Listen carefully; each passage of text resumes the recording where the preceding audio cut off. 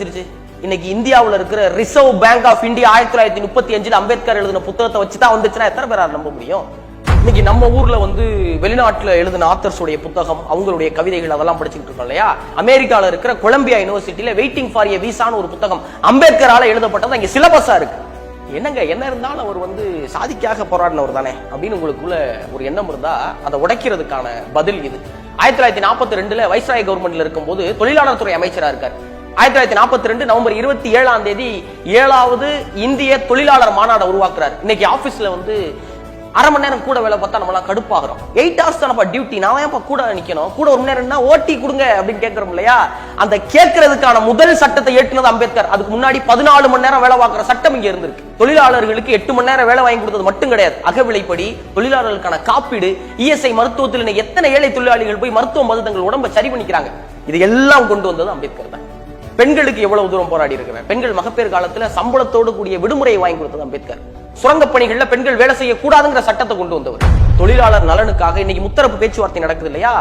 ஒரு பெரிய தொழிற்சாலை ஏதாவது ஒரு பிரச்சனைனா தொழிலாளி, முதலாளி, அரசாங்கம் 3 பேர் உட்கார்ந்து பேசுங்கப்பா, பேசி தீருங்கப்பா. ஸ்ட்ரைக்லாம் வேணாம், ஸ்ட்ரைக் அடிக்கடி பண்றதும் தப்பு, அதுக்காக ஸ்ட்ரைக் பண்ண கூடாதுன்னு தொழிலாளர்கள்ட்ட சொல்றதும் தப்புங்கிறத சொன்னது அம்பேத்கர். மகப்பேறு காலங்கள்ல பெண்களுக்கு சம்பளத்தோட கூடிய விடுமுறை கொடுக்கணும், சுரங்க தொழில்கள்ல பெண்களை ஈடுபடுத்த கூடாது, பெண்களுக்கு சொத்துரிமை வேணும் சொல்லி பெண்களுக்காக ஒரு பெரிய போராட்டம் நடத்தினது அம்பேத்கர் தான். ஒடுக்கப்பட்ட மக்களுக்காக அம்பேத்கர் குரல் கொடுத்தார். ஆமா, அது சாதியால ஒடுக்கப்பட்டவர்களுக்காக மட்டும் கிடையாது. சமுதாயத்தில் ஒடுக்கப்பட்டவர்கள், பாலினத்தால ஒடுக்கப்பட்டவர்கள், சாதி சமநிலை இல்லாம ஒடுக்கப்பட்டவர்கள், எங்கெல்லாம் ஒடுக்கப்பட்டவர்கள் இருந்தாரோ எல்லாருக்கும் போராடினவர் தான் அம்பேத்கர். நாக்பூர்ல ஒரு கான்பரன்ஸ் நடக்குது, அதுக்காக அம்பேத்கர் கிளம்புறாரு. வீட்டு வாசல்ல ஒரு 3 வயசான பாட்டி நின்னுகிட்டு இருக்காங்க. நின்ன பாட்டியை ஒரு மாலை எடுத்து அம்பேத்கருக்கு போட்டு, நீ நல்லா இருக்கணும் சாமி அப்படிங்கிறாங்க. அப்புறம் கேட்கிறாரு, என் கூட கான்பரன்ஸ் வந்தா என்ன அப்படின்னு கேட்கிறாரு. இல்ல, கான்பரன்ஸ்க்கு வரவங்களுக்கு எங்கிட்ட காசு இல்லை அப்படின்னு 3 கிழவி பரிதாபமா சொல்லுது. அந்த மாலை வாங்க மட்டும் ஏது காசுன்னப்ப அந்த கிழவி வச்சுச்சான், 1 மாசம் விறகு வெட்டி எல்லாரும் காசு சேர்த்து உனக்கு மாலை வாங்கணும் சாமி, நீ நல்லா படிக்கணும், நிறைய படிக்கணும், படிச்சு எங்க பிள்ளை எல்லாம் காப்பாத்தணும் சாமி. உடனே கண் கிளங்கி அந்த வறண்ட கைகளை பிடிச்சிட்டு சொல்றாரு அம்பேத்கர், உங்களுடைய அடுத்த தலைமுறைகளுக்கு கிடைக்க வேண்டிய அத்துணை உரிமைகளும் கிடைக்கும், உங்களுக்கான கல்வி கிடைக்கிறதுக்கு நான் கடுமையா பாடுபடுவேன், அப்படி இல்லைன்னா துப்பாக்கியால சுட்டுக்கிட்டு செத்து போயிருவேன் கொடுத்த சத்தியத்தை மிக நிச்சயமா காப்பாற்றணும் அம்பேத்கர். 2010 அமெரிக்க அதிபர் பராக் ஒபாமா இந்தியா வராரு, நாடாளுமன்றத்தில் பேசுறாரு. பேசி முடிக்கும் போது சொல்றாரு, நீங்கள் எங்க இருந்தாலும் சரி, எப்படி இருந்தாலும் சரி, வாழ்க்கையில் வெற்றி பெறலாம் என்ற நம்பிக்கை எனக்கு கொடுத்தவர் அம்பேத்கர் சொல்லி அம்பேத்கரை கோட் பண்ணி தன்னுடைய பேச்சை முடிக்கிறார் ஒபாமா. ஹிஸ்டரி தொலைக்காட்சியும் CNN, IBN நியூஸும் சேர்ந்து உலகத்தின் தலைச்சிறந்த மனிதர்களுடைய பட்டியல் எடுக்கிறாங்க. இந்தியா சார்பாக காந்தி இருப்பார்னு பார்த்தா காந்திக்கு பதில் அம்பேத்கருடைய பெயர் இருக்கு. 2004 Columbia University top 100 scholars in this world, உலகத்தின் தலைச்சிறந்த படிப்பாளிகள் பட்டியல் எடுக்குது. அதுல முதல் பேரு அம்பேத்கருடைய பேர். இந்தியாவில இருந்து லண்டன் போய் பாரிஸ்டர் பட்டத்தை நிறைய பேர் வாங்கியிருக்காங்க. காந்தி வாங்கியிருக்காரு, நேரு வாங்கியிருக்காரு, தலைச்சிறந்த தலைவர்கள் எல்லாம் வாங்கியிருக்காங்க. ஆனா இந்தியாவில இருந்து ஒருத்தருக்கு கிரேஸ் இன் அப்படிங்கிற பாரிஸ்டர் பட்டம் கொடுக்கிற அலுவலகத்துல ஒரு அறையும் புகைப்படமும் வச்சிருக்காங்கன்னா அது அம்பேத்கருக்கு மட்டும்தான் வச்சிருக்காங்க. ஆக்ஸ்போர்ட் யூனிவர்சிட்டியை சேர்ந்த ஒரு அறிஞர் கூட்டம் இந்த உலகத்துக்காக உழைத்தவர்கள் ஒரு பட்டியல் எடுக்குது. அதுல முதல் பேர் புத்தருடையது, 4வது பேர் அம்பேத்கருடைய. இவ்வளவு பெருமைகளை ஒரு மனிதனுக்கு ஏன் கொடுத்தாங்க, எதுக்காக கொடுத்தாங்க அப்படின்னா, ஒரே ஒரு சின்ன உதாரணம் சொன்னா நல்லா இருக்கும்னு நினைக்கிறேன். இந்திய அரசியலமைப்பு சட்டத்தை உருவாக்குறதுக்கு ஒரு 7 பேர் கொண்ட குழுவை நியமிக்கிறாங்க.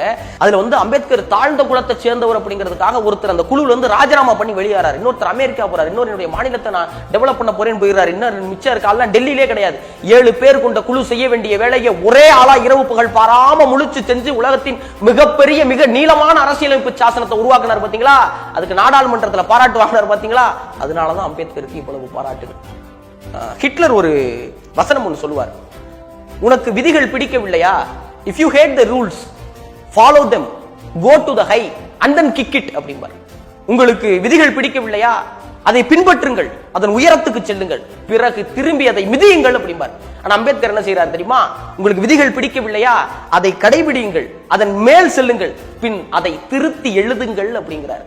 நல்லா படிச்சீங்கன்னா உங்களுடைய வாழ்க்கையை மட்டும் கிடையாது, தலையெழுத்தையும் திருத்தி எழுதலாம். அது உன்னுடைய தலையெழுத்து மட்டும் கிடையாது, ஒடுக்கப்பட்ட மக்கள் அத்தனை பேருடைய தலையெழுத்தை நீ ஒரு ஆள் எழுதலாம்டான்னு எழுதி காமிச்சதுனாலதான் அம்பேத்கரை இளைஞர்களுடைய தலைவரா பார்க்கணும் அப்படின்னு ஆசைப்படுறேன்.